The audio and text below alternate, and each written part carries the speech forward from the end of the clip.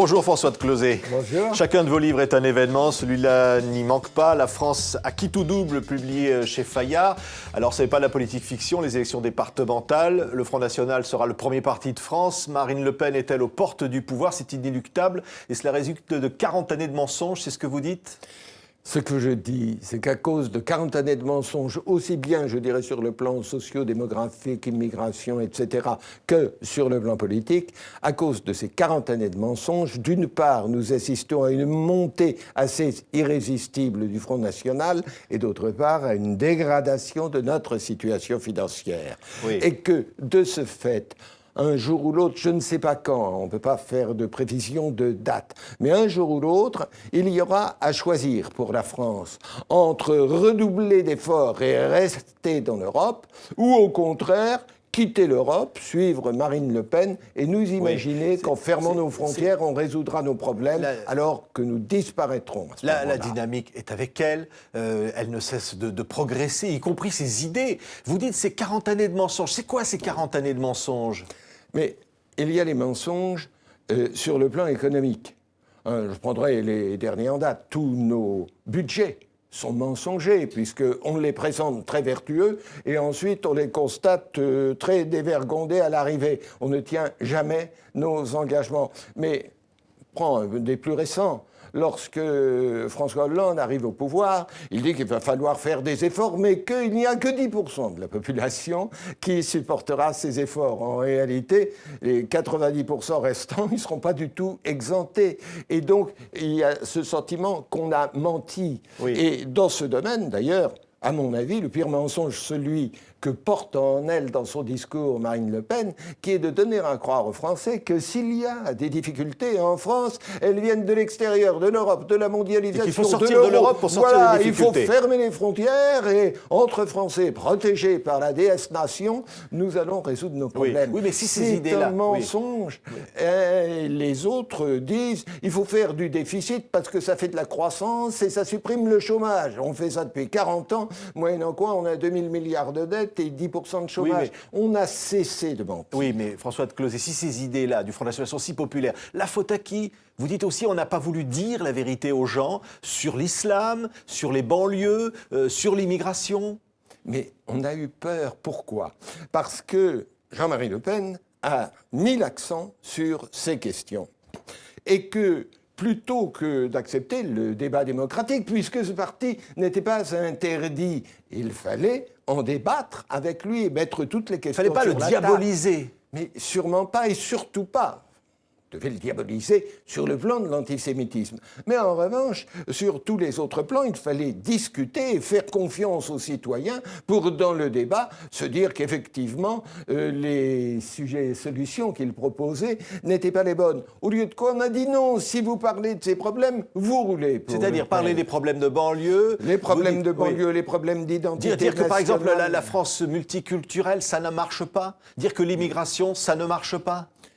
Dire face à des Français de base, des Français inquiets, leur dire que la France peut être multireligieuse, peut être multiethnique, mais elle est monoculturelle. Il y a une façon d'être, il y a une façon de vivre qui est la référence dans ce pays. Ce qui ne veut pas dire... C'est-à-dire une façon de vivre catholique. Pas catholique, laïque, mais d'une laïcité qui vient effectivement de l'affrontement avec l'Église catholique. Mais il y a une façon d'être. Et il y a par exemple l'égalité homme-femme, il y a l'exigence de la mixité absolue, il y a une certaine histoire de France sur laquelle nous vivons. Tout cela, ça fait partie de la façon d'être français. C'est incompatible avec l'immigration musulmane? Ce n'est pas incompatible du tout avec la religion musulmane. Elle peut mais encore, faut-il faire la place à la religion musulmane? Il est évident qu'il fallait aider les musulmans à construire le mosquée plutôt que de leur conseiller d'aller chercher à l'extérieur et l'argent pour construire la mosquée et le prédicateur qu'on est dedans. Ça, c'était pas l'idée la plus intelligente. De la même façon, faut s'interroger s'il y a des écoles privées catholiques, pourquoi il peut pas ou juives, pourquoi il peut pas y avoir d'écoles privées musulmanes. Vous dites François de Closet, il aurait fallu dire que les Français étaient propriétaires de la France. Mais bien sûr. Et ce qu'il y a d'extravagant, c'est qu'on n'ose plus le dire. C'est qu'on n'ose plus le dire qu'effectivement, les Français collectivement sont libres de décider qui ils souhaitent voir s'installer en France et dans quelle proportion C'est-à-dire les Français et dans de quelles souche, conditions. cette fameuse expression qui avait lu autant de commentaires quand François Hollande l'a employée récemment. Cette illusion qu'en bannissant un mot, on résout un problème, si on pouvait s'en débarrasser. La réalité, c'est qu'il y a des Français qui étaient souvent, d'ailleurs c'est vrai, des étrangers de deux générations, mais qui appréciaient une certaine façon de vivre, une certaine culture, qui était la norme. Ce qui ne veut pas dire qu'il n'y a pas la place pour les cultures étrangères, heureusement, mais la référence, la norme, c'est celle-là.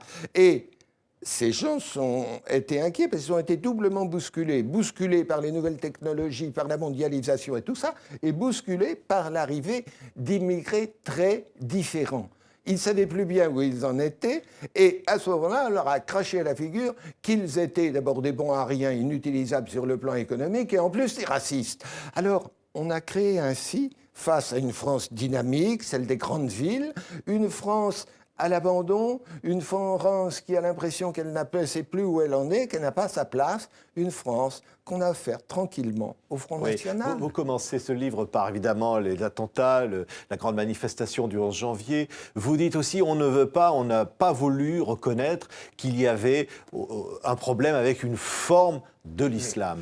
À l'heure actuelle, déjà en soi, faire d'une religion non chrétienne, je vous le disais, la deuxième religion. Mais pas d'amalgame, François Closet. Effectivement, rien que ça, il fallait en discuter, il fallait résoudre les problèmes. Mais en plus, il se trouve que l'islam aujourd'hui est traversé d'abord par un courant rétrograde poussé par les pétrodollars des Émirats et qui, lui, est hostile à notre laïcité. Alors là, on dit que ça n'a rien à voir avec l'islam. Ah, mais si, justement, dire que ça n'a rien à voir, ça veut dire que, finalement, les musulmans peuvent dire « Ah ben non, le voile, on ne sait pas ». Ben non, étant donné que cela se fait au nom de la religion islamique. Est-ce que vous auriez pu dire au XVIIe siècle, au XVe siècle, que vous étiez catholique, mais que ça n'avait rien à voir avec l'Inquisition? Oui. Bien sûr que si. S'il y a des perversions, des déviations de l'islam, l'islamisme et à la limite le terrorisme,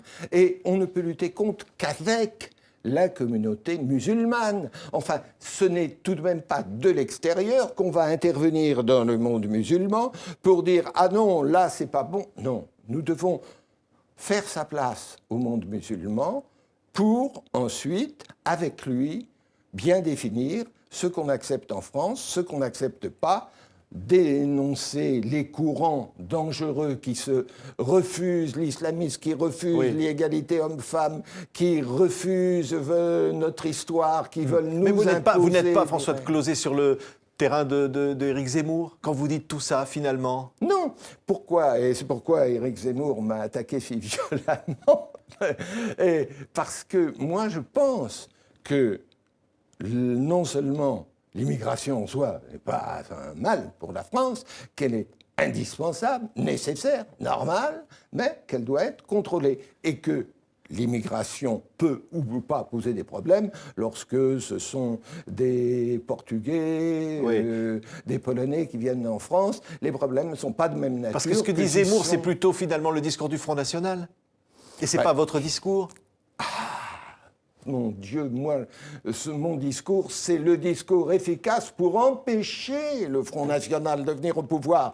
Car tout de même, on fait la même stratégie depuis 30 ans prétendant s'opposer au Front National. Et avec cette stratégie, on l'avait passé de 0 à 30%. Alors, s'il vous plaît, il faudrait peut-être s'interroger. Et c'est ce que je fais dans ce livre. Je montre qu'à la fois, on peut discuter avec le Front National, discuter pour l'empêcher d'arriver au pouvoir et non pas refuser de discuter en lui laissant la voie libre pour arriver au pouvoir. Merci beaucoup François de Closet. La France à qui tout double est publié chez Fayard. Merci d'avoir été notre invité. Merci.